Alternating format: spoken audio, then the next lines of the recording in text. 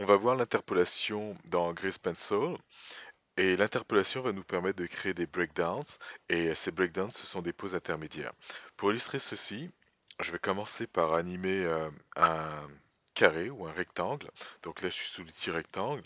Je m'assure d'être sur le bon layer. Donc en ce moment j'ai le layer rectangle qui est activé, que j'ai créé au préalable. Et mes repères ce sont les lignes de façon à créer relativement deux animations de rectangle qui vont être relativement de la même taille. Donc entrée, donc là j'ai mon premier rectangle qui est au frame 1. Ensuite Shift D, je vais copier ce keyframe, je vais le mettre au frame 34. Et au frame 34, ce que j'aimerais, c'est prendre ce rectangle. Alors je vais recommencer, je vais m'assurer d'être au frame 34. Parfait, donc je prends ce rectangle au frame 34 et ce rectangle, je vais le déplacer selon l'axe X. Donc G pour grab, X pour lui dire selon quel axe. Et là, je vais le mettre ici. Donc là, c'est fait. Alors, je vais essayer l'ensemble. Donc, je vais me mettre à Draw. Et là, on peut voir mes deux clés. Donc, frame 1 il est là à gauche et frame 34 il est là. Alors pour pouvoir faire les intermédiaires, ce qu'il va falloir que je fasse c'est que mon layer soit sélectionné, c'est-à-dire en vert comme on peut le voir. Et là j'ai mes deux clés, on va dire, qui sont sélectionnées, mes deux clés intermédiaires. Et à partir de là, je vais me mettre dans le mode Edit. Donc là j'y suis. Alors j'ai besoin d'avoir sélectionné mon rectangle, là c'est fait, et là je vais avoir accès à Interpolate. Alors par défaut, on a ça qui est décoché qu'il va falloir cocher, Interpolate Selected Stroke, et là en cliquant sur séquence, il va nous faire la séquence. On peut remarquer ici le type est linéaire, donc il va nous faire quelque chose de linéaire. Donc séquence, c'est fait. On peut voir qu'il y a tout plein de petites clés qui sont ajoutées, et là si j'avance, on peut voir que ça avance de façon linéaire. Je vais cacher les repères. Alors, les repères sont cachés. Activer mon Onion Skin. Et on peut voir qu'en activant mon Onion Skin, pour l'instant, ce que je vois, c'est juste mes extrémités, c'est-à-dire la première clé que j'ai fait au frame 1, ainsi que la dernière au frame 34. Et pour l'instant, je les vois pas. Alors, pour pouvoir les afficher, ce qu'il va falloir que je fasse, c'est que j'aille dans mon Onion Skin. D'ailleurs, on peut voir que c'est pas le fait qu'il y en a pas assez. Exemple, j'augmente les chiffres.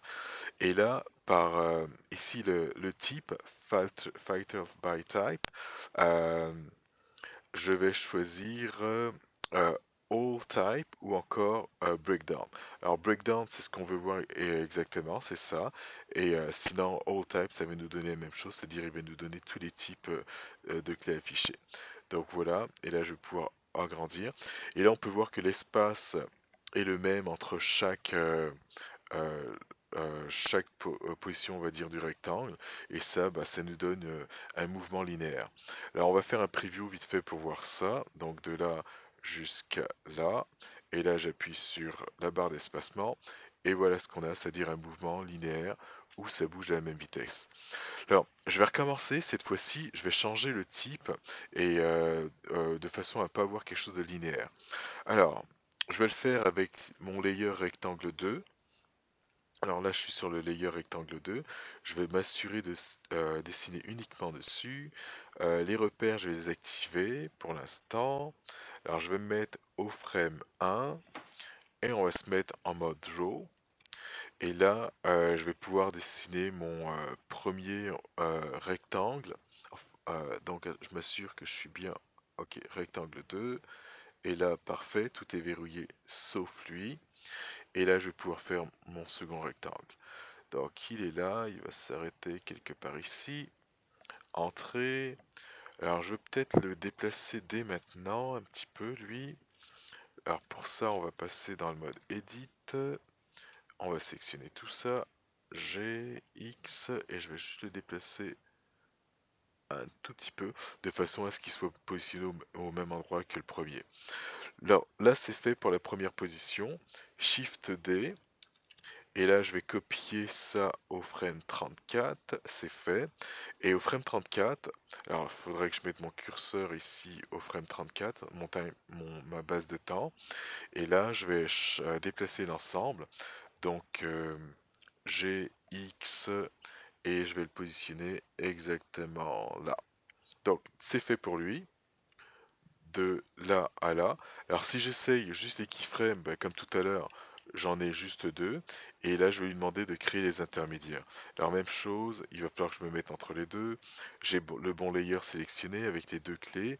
Je vais dans Interpolate. Alors ça, c'est déjà sélectionné, parfait.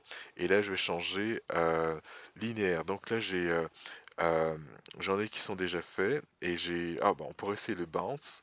Ou, ok, le bounce, et vous allez voir ce que ça va donner. Parfait, donc là c'est fait, séquence, et là c'est fait, et là si on essaye tout ça, alors essayer tout ça, donc j'ai juste à faire play,